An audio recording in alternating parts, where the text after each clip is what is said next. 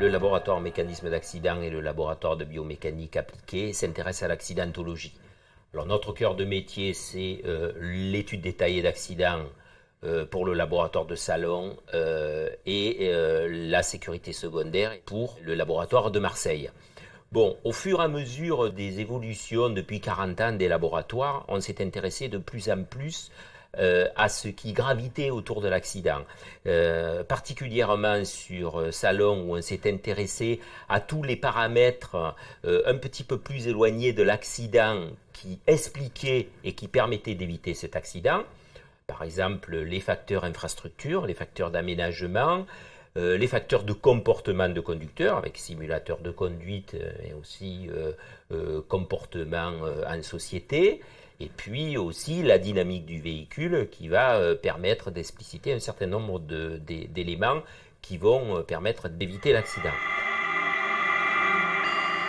L'objectif ici, c'est d'avoir une analyse de terrain approfondie, réalisée en temps réel, où on a un psychologue et un technicien qui se déplacent sur les lieux d'accident pour aller analyser sur le terrain des données qui concernent le mécanisme de l'accident.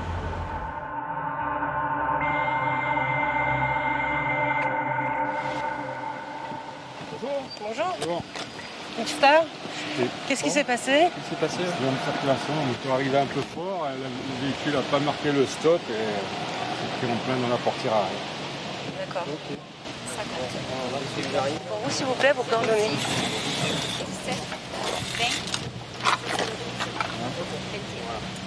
Je comprends pas, je sais pas, je sais pas ce qui s'est passé. Et là, vous rentrez après. Là, vous avez fini votre journée de travail, là. Vous rentrez à la maison. Oui, là j'avais fini ma D'accord. journée de travail. Vous étiez pressé, non, de rentrer? Non, pas spécialement. D'accord. Mais bon. Je me baladais sur la route et il y avait un trou, j'ai voulu l'éviter et quand j'ai relevé la tête, il y avait une voiture au milieu de la chaussée. D'accord. Et le moteur, vous l'avez vu freiner? Il a eu le temps de faire Oui, quelque chose? il a freiné très fort, Mmh. ça, on a même entendu les pneus crisser, Mmh. mais Ça il n'a n'a pas pu suffi, l'éviter. ouais. D'accord.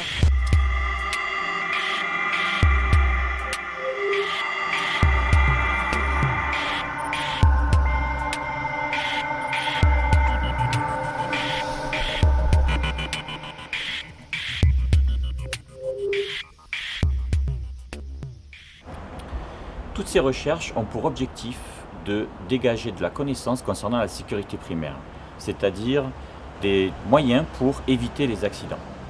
Elles sont complémentaires aux objectifs du laboratoire de biomécanique appliquée de Marseille, puisque le laboratoire de biomécanique appliquée a pour objectif lui d'étudier la sécurité secondaire, c'est-à-dire de trouver des solutions pour limiter les conséquences de l'accident.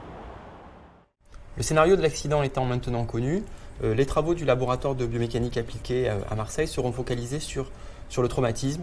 Et pour cela, le laboratoire de biomécanique appliquée a développé depuis un certain nombre d'années maintenant ce qu'on appelle chez nous l'homme virtuel, qui est une façon et différentes façons de modéliser le corps humain par différentes approches pour être en mesure de comprendre à la fois les traumatismes qui vont rencontrer les différents segments corporels, leur sévérité, être en mesure de travailler sur des dispositifs de protection, comment fabriquer des dispositifs de protection qui soient plus innovants, plus performants, mais également travailler sur la prise en charge du produit traumatisé jusqu'à sa réparation chirurgicale. L'objectif, c'est de reconstruire un accident réel. Il s'agit d'un choc d'un moto contre un véhicule en choc latéral. Donc pour cela, on va utiliser cette moto qu'on va lancer à 40 km/h qui va venir impacter la Clio. Pour cela, on utilise également un sujet d'anatomie. C'est un sujet qui est instrumenté avec de multiples capteurs, des accéléromètres, qui vont nous permettre de connaître les différentes accélérations qui sont subies par les différents segments corporels. En parallèle, tout est filmé et on va voir la cinématique. Et en fait, le but, c'est d'avoir toutes les données d'entrée qui vont permettre de valider les modèles numériques qui sont développés au sein de notre laboratoire. 5, 4, 3, 2, 1, 0.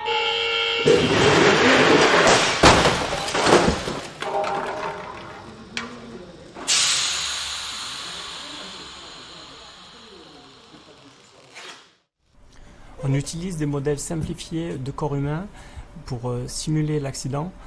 On modélise en fait le conducteur, le deux roues motorisé et le véhicule.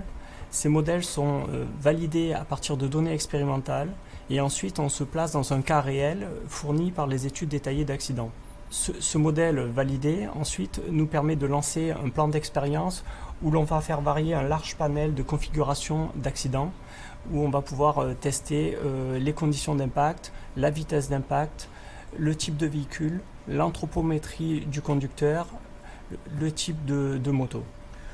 Au travers de ces différentes études, on a travaillé sur l'optimisation d'un airbag qui a été commercialisé par un partenaire industriel.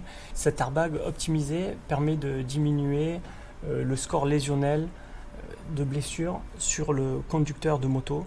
Et à l'heure actuelle, on travaille sur les standards d'évaluation des gilets airbags.